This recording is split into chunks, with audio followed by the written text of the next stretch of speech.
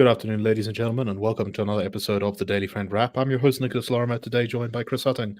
Let's get into the news of today. And the first thing I want to talk about is a little bit of an opinion piece put up on our website, thedailyfriend.co.za, by one of our regulars on the podcast, Terence Corrigan. And it's titled, "The GNU Fails Its First Test." Now, that's quite ominous, but I think Terence makes a pretty interesting point here. He talks a little bit about the appointment of Dr. John Hlophe, former judge in the Western Cape, former senior judge in the Western Cape, who was one of the first judges in South African history to be impeached from his position, being appointed to the Judicial Services Commission in Parliament, which helps to pick the judges. As Terence says, that he is now presiding over the appointment of judges is bizarre. That he is doing so on behalf of a party that rejects the very constitutional order that the judiciary is meant to oversee and protect is, to my mind, obscene. He, however, points out, very importantly, that this would not have been possible without the support of the ANC. So there was a division amongst the Government of National Unity members in what they voted, in how they voted on the formation of the Judicial Services Commission makeup. Some parties, such as the Democratic Alliance and the African Christian Democratic Party, voted against including Hlophe on that Judicial Services Commission. Now, I've heard from an MP that apparently the ANC's leadership considered voting against Hlophe, but ultimately they were not keen to do so because they feared that some people in their own caucus might vote for him, and then they run the risk of either losing a vote very embarrassingly from a split caucus or just having some sort of split, which would be disastrous for the ANC's obsession with party unity. So I think Terence is very correct to point out, of course, that this is a failure of the GNU because, you know, the point of having a government of national unity of parties that are, shall we say, more constitutionalist in their outlook is that they're supposed to prevent this kind of stuff. But Chris, what do you make of this case? To me, this does show, I think, that the ANC remains internally very divided and very unsure of its path forward in the national political landscape. Yeah, I think it's a very astute point by Terence. Whether that indicates that the GNU itself has failed its first test or whether there is still a lot to be decided, as it were, I think is a different question. So keep in mind, the ANC dropped in this election cycle by 17 percentage points, dropped from the highest point of 69% in 2004 now to just under 40%.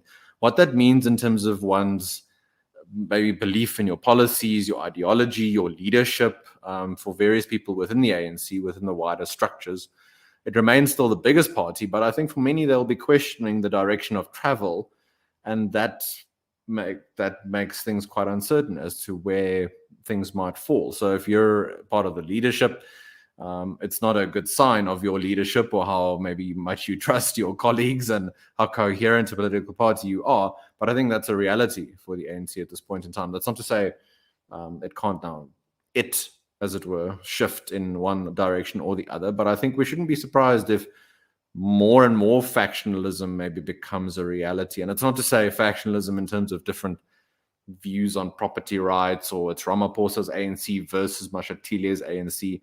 Maybe more around things like patronage, influence. Is it better for the party electorally to take the route that the provincial ANC is pursuing in Hattingh? Much more around, I think, pure power politics than anything else. And that will continue to shake out in ways that maybe we can predict in some ways and other ways that are quite unexpected. So there are opportunities for the other partners like the DA, the IFP, maybe to try and now work with their GNU colleagues in different ways, different departments, also in the civil service, in the public sector, in the SOEs, to try and change thinking, change ideas, expose people to better ways of doing things. And I'm not saying it's an easy task, but that could well come about. It's a much more longer term achievement. But for now, I think Terence is exactly right to point out when these sorts of things occur, if this new government really is saying it's going to be different, it's trying to buck the trends of what came before. In this particular regard, for the ANC specifically, not necessarily the case. Yeah, and this is, I think, clearly the strategy of the EFF and MK going forward is that they've already been cooperating quite closely in Parliament with each other, supporting each other as much as they can, and I think that they are adapting a strategy of trying to pull the ANC away from the government of national unity and kind of pull it into a sort of ideological space that it's traditionally been much more comfortable in. Sort of on one hand, putting the carrot of saying, "Hey, we're from the same background as you. We were all ANC once. Come on, join us. Why are you being mean to Hlophe? He was a loyal cadre, and look how you treated him."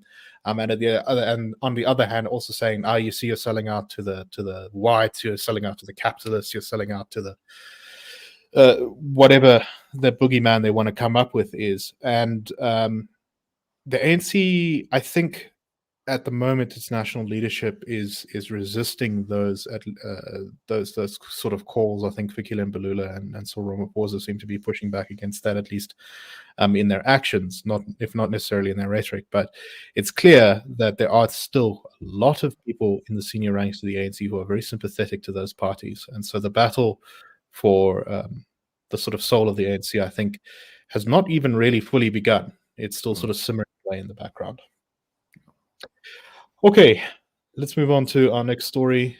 And this is about the devolution of powers with regards to trains and infrastructure. So, Minister of Transport Barbara Creecy has dismissed calls to devolve power regarding South Africa's passenger rail agency to each province, or at least wholesale devolution.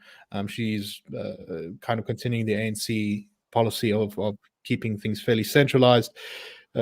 She said that it was against international practice to devolve passenger rail lines too much, and that South Africa did not need 9 PRASAs, one for each province. However, she did say that there is a draft devolution strategy, and they should be allowing metros and provinces to have more say over transport planning. So there's at least, I think, a little bit of a shift there in terms of policy, even if it's not one as much as, say, for example, the DA might like, because they've been calling very specifically for the devolution of power with regards to train services, because I know the DA says that it could make improvements to the passenger rail network in the Western Cape if they had more ability to control it. Chris, what do you make of this? What do you make of Creesy's statements?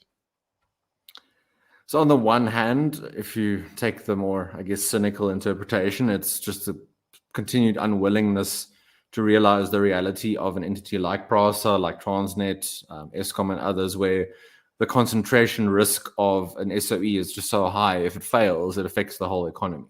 Whereas if you have competition amongst the provinces, if you have private sector players and public sector players, then at least there's an incentive for better service delivery, lower prices, competitive behavior and perks on the part of different players within that entity. So that's on the one hand. On the other hand, you could have this where the direction of travel is ultimately to where there is some element of devolution, but you can't, but if you try and do it wholesale, the amount of pushback and I guess kicking against it is just going to subvert the whole process throughout. So you try and do it in a longer term roundabout way. That doesn't, of course, fix things right now. And for the majority of South Africans who rely, for example, on minibus taxis to get to work, having functional passenger rail would go so far in terms of unlocking more economic activity, where people have to spend what little money they do earn on transport to get to work when fuel prices increase, et cetera, if you could use trains, trams, that kind of thing, that would just save many people a lot more money and get economic activity going to a more substantial level. So I wonder if it falls into one of those two camps. That might be a bit too reductionist on my part, but I wonder if there is at least some element of realization, this is where we need to go. And once the train, if you'll pardon the metaphor, has pulled out of the station, you can't get it back in. So that will then be the overall direction. Yes, there will be issues along the way, but maybe this is a longer term strategic way to deal with this particular area of structural reform. Creasy did sort of try to talk up a little bit the progress that she says that PRASA has made recently in recovering from the infrastructure destruction that it faced during the lockdowns, where she said that they are continuing to reopen passenger rail lines across the country, with now 28 out of 40 priority lines being fully operational.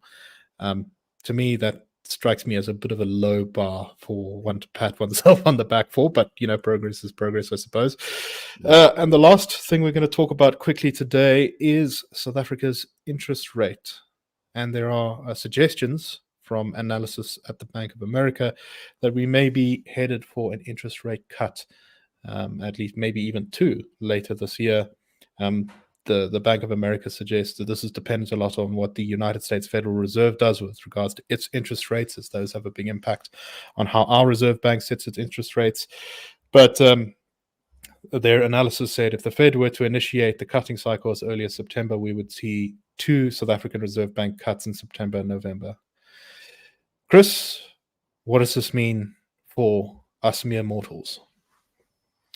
So basically, should interest rates be cut, you'll see lending rates come down, borrowing rates on the part of banks. If you've got mortgage commitments, credit commitments, your repayments on those will be less. So for those who maybe just before COVID, during COVID, committed to very flashy cars and big homes, it'll help them a little bit. But more importantly, for people who are dependent on your consumables, your perishable goods, your basic foodstuffs, there you have the possibility where it opens up more breathing room for businesses to engage in loans. They can engage in more substantial economic activity because they're more confident they can repay what they do take from banks if they do need that form of assistance.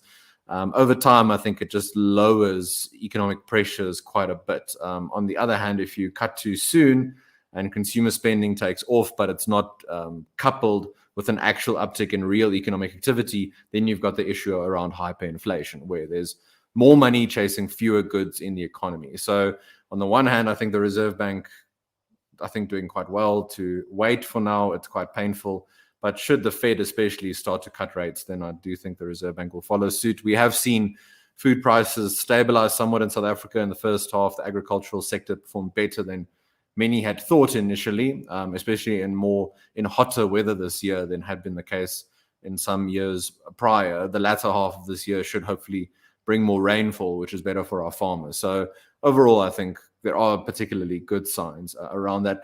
That being said, of course, the structural drivers around higher inflation, things like the ports, it looks like electricity, there is a bit of a handle on that now, but the ports, labor regulations, those sorts of issues, the longer they remain the case, inflation can only come down so much if the other things remain the same.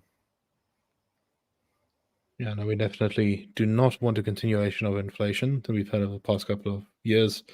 I'm sure everyone agrees with that, from the rich to the poor. It's been very unpleasant. So whatever the Reserve Bank does, I hope it does it wisely.